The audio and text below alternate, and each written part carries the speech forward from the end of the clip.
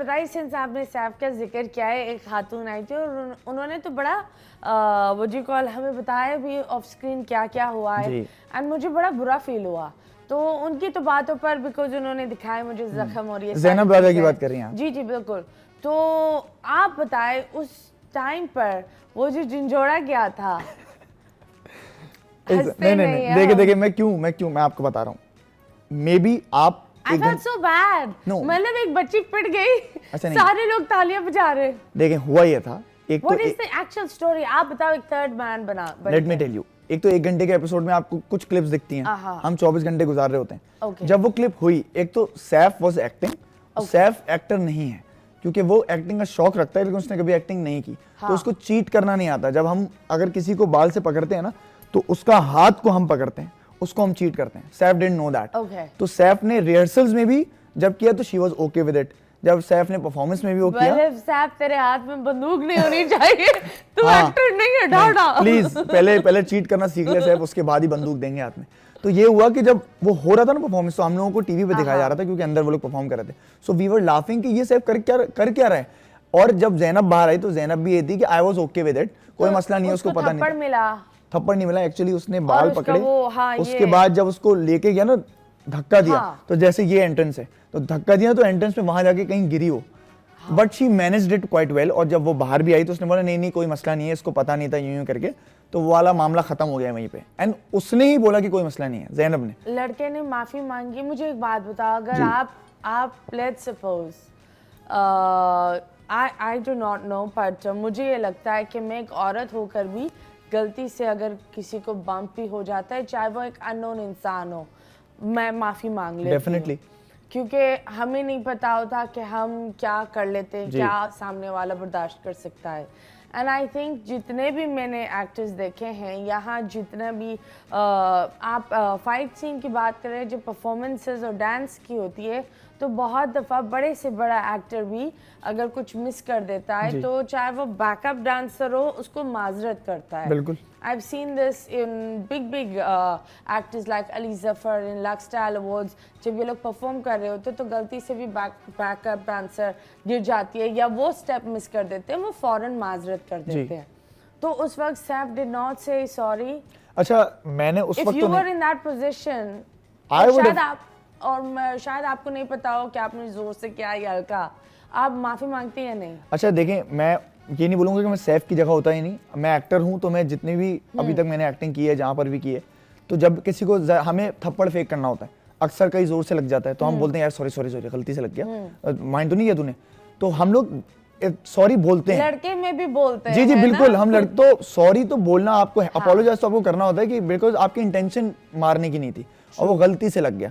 तो अगर गलती से लगा है तो ऑब्वियसली उसको सॉरी बोलनी चाहिए, और उसने बोली भी होगी।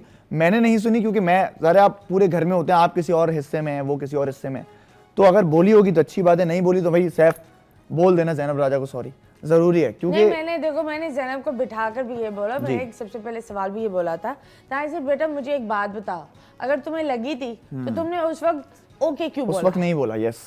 एंड मैं था घर में, उन्होंने नहीं कहा उस वक्त कि आपने ये क्यों किया, आपने जान के हिट किया, इस तरह नहीं किया, बाहर आके किया, मुझे नहीं पता। This is just a thing that मैं लोगों को ये बोलूँगी, we're not talking about Saf। अगर आपको कुछ ऐसा, if you're learning acting और dancing, या आप कहीं पर भी हो, कुछ भी हल्का फुल्का हो जाए, प्लीज इर्द गिर्द के लोगों को अपोलोजाइज करके चले जाओ। It's decency. रही बात उसकी, आप बहुत दफ़ा यहाँ बहुत सारे लोग आए एंड सब ने माशाल्लाह आपके बारे में अच्छा ही बोला। So I will say that I have never heard anyone come and say वो पर्ची जैसा लग रहा है, या उसकी पीआर है, या वो एक जबरदस्ती घुसा रहे हैं उसके ऑडियंस के मुंह पर। जी। I have always heard very nice humble things about you. You been very decent. Sara ने भी तारीफ करी, गानिया ने भी तारीफ करी, एंड आई बिलीव अवाम भी एक वो नज़र देख रही है। तो आप बताएं, जैसे बहुत दफ़ा बहुत सारे लोग आए, उन्होंने बोला हमने बहुत सारे सेगमेंट्स किए थे, उनमें से एक भी सेगमेंट नहीं आया था। आपने कौन सा सेगमेंट किया था? अच्छा, मैं अंदर तो काफी चीजें करता था, और जब मुझे बताओ कौन सी चीजें नहीं आए, हमें बताओ। अच्छा, बाहर आया तो मुझे पता चला कि मेरे वॉइस ओवर सेशंस कहीं है ही नहीं, क्योंकि मैं वॉइस ओवर आर्टिस्ट हूँ, मैंने कार्टून नेटवर्क का ओरिजिनल डबिंग की हुई है ओह उर्दू की। Wow, that's nice. So, मैं तुम किसकी डबिंग कर रहे होते थे? मैं अंदर उन लोगों को ट्रेन कर रहा होता था कि आप लोग बाहर जब स्टार बनेंगे इंशाल्लाह तो आपको हाँ। ऑफर्स आ सकती हैं, तो आपको पता होना चाहिए do's and don'ts Okay. Voice over के। तो आपको अपने चेहरे पे उस तरह के एक्सप्रेशन लाने पड़ते हैं ताकि आप प्रॉपर्ली Okay. वो आवाज निकाल सकें। Okay. तो मैंने सैफ के साथ भी किया, मतलब मैंने उसको मुफासा प्ले करवाया था कि तुम मुफासा की आवाज निकालो। वो कौन, वो जो वो कचरा रानी, उसकी आवाज निकाले प्लीज। कचरा रानी की आवाज वो जो डरटू में उसमें होती है। हाँ हाँ, कचरा रानी तो ऐसे बात करती है, कमांडर सेफगार्ड तुम्हें मैं छोड़ूंगी नहीं। ओके, अगर कचरा रानी कोई एक इंसान घर में होता तो वो कौन होता? ये आप पहले कचरा रानी को डिफाइन करें क्योंकि मैं फंस जाऊंगा। छोड़ो कचरा रानी जैसी वो है, पर कौन है, कौन ये लकब सजता है? कचरा रानी, देखिए रानी तो घर में बहुत थी, हाँ। लेकिन मैं किसी को कचरा नहीं बोलना चाहूंगा क्योंकि मुझे लगता है कि अगर आप इविलिश टोन में बोल दें इवलिश, तो- दिमाग का कचरा कर ले। वो एक होते हैं ना, कुछ लोग मासूम होते हैं लेकिन बराबर में बैठते इतना दिमाग फेरते बंदे का दिमाग ही चला जाता अच्छा, मैं बोलूंगा कि मेरी दोस्त बहुत प्यारी हैं, वो जैनब नाम है उनका, और वो बहुत बहुत फनी है। पूरा मैं नाम बताऊं, बताए। जैनब राजा। जैनब मैं आपको राजा। ऑनेस्टली बताऊं, सबसे फनी जो घर में थी ना, हाँ। और सबसे अच्छा ह्यूमर जो था वो जैनब राजा का था। मैं उनसे बहुत कनेक्ट करता था, लेकिन जब वो दिमाग की दही करने पर आती थी, जब वो किसी की ऐसी की तैसी करने पर आती थी, तो उनसे ऊपर कोई नहीं था।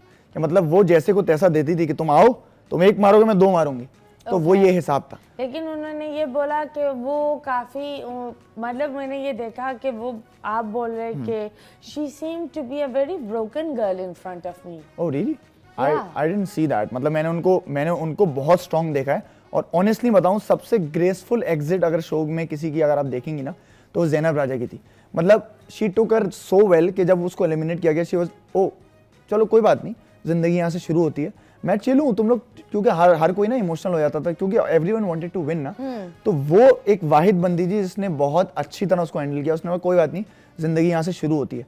तो No, वो बहुत स्ट्रांग थी शो में। she did say that she was very strong, लेकिन जब ये यहाँ बैठी she said वो जो आफ्टर मैथ जो होता है ना, क्योंकि जो लेकिन लोग बहुत जालिम हैं। जो लोग उनको अटैक कर रहे थे, एंड सबसे ज़्यादा I believe her own regret was that वो अपने आप को जस्टिफाई नहीं कर पा रही थी। जी, अब देखें बात ये होती है कि वही बात है कि 24 घंटे और 1 घंटा आप कितनों को सफाई देंगे कि मैंने ये नहीं किया या ये किया या ये किया, क्योंकि वो एक हद तक ही आपको बोल सकते हैं हाँ यार शायद तुमने नहीं किया हो, हाँ। लेकिन एट द एंड बस आपको अल्लाह पर छोड़ना होता है। तो मुझे ये बताओ, she seem to be a very प्यारी छोटी सी बच्ची, वो थोड़ी सी वो जो एक होता है ना, शी सेड दैट मैं लोगों को तंग करने के लिए, मैं जैसे अगर कोई कुछ कर रहा था तो मैं मी इस तरह कर लेती थी, बट यू टेल वो इतने नेगेटिव कैसे हो गई?